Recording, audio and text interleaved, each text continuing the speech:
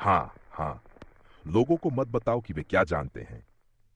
मेरे पिता शिक्षा विभाग के प्रमुख थे, पीएचडी भी था और सब कुछ था।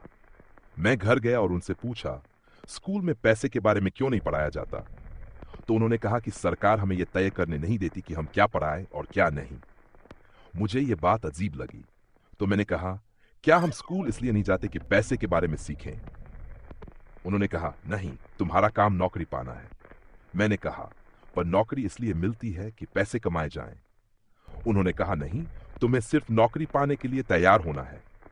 मैंने कहा, नहीं नहीं नहीं, नौकरी का मकसद पैसे कमाना है। उन्होंने कहा, तुम सही हो। मैंने कहा, तो मैं पैसे क्यों नहीं सीखता, नौकरी छोड़ दूं? वो घबराए और बोले, पैसे क्यों सीखना? तुम्हें अपने सबसे अच्छे दोस्त के पिता से पूछना चाहिए पैसे के बारे में। मैंने कहा, क्यों? वो माइक के पिता हैं। मैंने उनसे पूछा तो उन्होंने कहा, क्योंकि माइक के पिता उद्यमी हैं। मैंने कहा, मैं कर्मचारी हूं, सरकारी कर्मचारी। उन्होंने कहा, यह फर्क है। उद्यमी को पैसे के बारे में जानना जरूरी है, नहीं तो वह उद्यमी नहीं रह सकता। कर्मचारी को पैसे की जरूरत नहीं होती, क्योंकि सरकार और कंपनी उसका ख्याल रखेगी। मैं पूरी तरह उलझ गया, लेकिन मैंने अपने पिता की सलाह मानी और माइक के पिता के ऑफिस गया।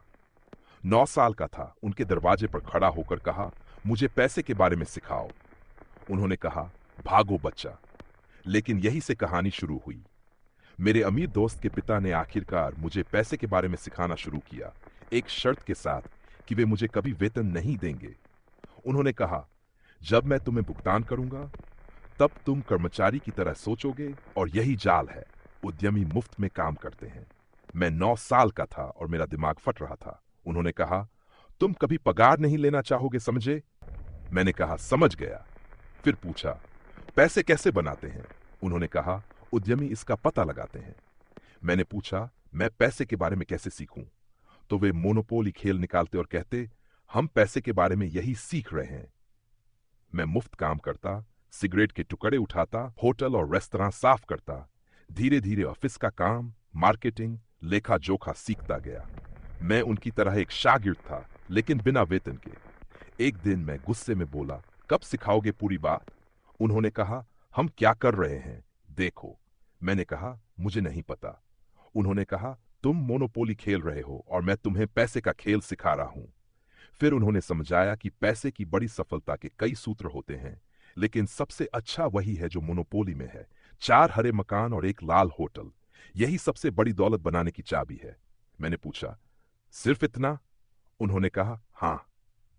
फिर उन्होंने मुझे अपने असली हरे मकान दिखाए। 10 साल बाद, जब मैं 23 साल का था, न्यूयॉर्क में पढ़ाई कर रहा था, मैं वापस हवाई आया और देखा कि अमीर दोस्त ने वाइकिकी बीच के बीच में सबसे बड़ा जमीन का टुकड़ा खरीद लिया था। आज भी वहां हयात रीजेंसी होटल है, जो उनके और हयात कंपनी के सहयोग से बना था। ये सब मोनोपोली जैसा ही था, संपत्ति जमा करना, जो शुरू में छोटे छोटे टुकड़ों में था, धीरे धीरे सब खरीद लेना और बड़ा बनाना। इस होटल की कीमत अब 22 करोड़ रुपए से ज्यादा है। मैंने आर्थिक गिरावट देखी है, लोगों ने पीठ में छुरा घोंपा है, लेकिन सब सीखने के लिए अच्छा था। यही आध्यात्म है। जो लोग गलतियां करने से डरते हैं, वे कभी आगे नहीं बढ़ते। आध्यात्म में अच्छा और बुरा, सही और गलत होता है, ऊपर और नीचे होता है। ज्यादातर लोग सिर्फ सकारात्मक रहना चाहते हैं, लेकिन यह वास्तविकता नहीं है। मैं गरीब नहीं था, लेकिन मेरा परिवार गरीब सोच वाला था। गरीबी एक मानसिकता है जो परिवारों में सिखाई जाती है।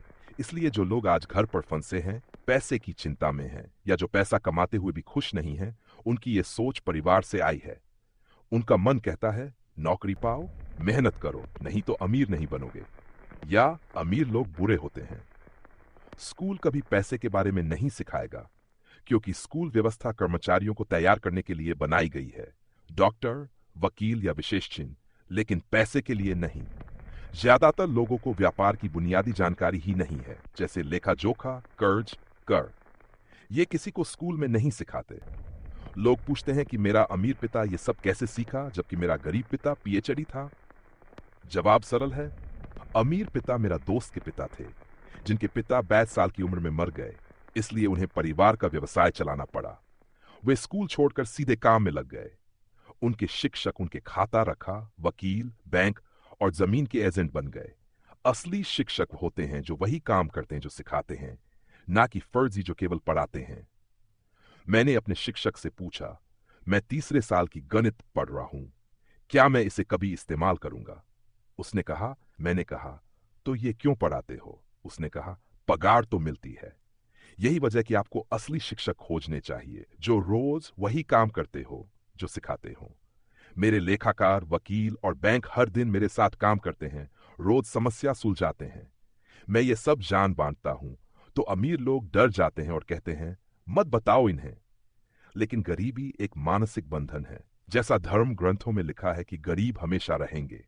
मैं ज्यादा धार्मिक नहीं हूं, लेकिन ये डर की मानसिकता है जो गरीबी बनाती है। लोग कहते हैं, मैं ये नहीं कर सकता, मेरे पास पैसे नहीं हैं, और फिर सच में वे ऐसा ही बन जाते हैं।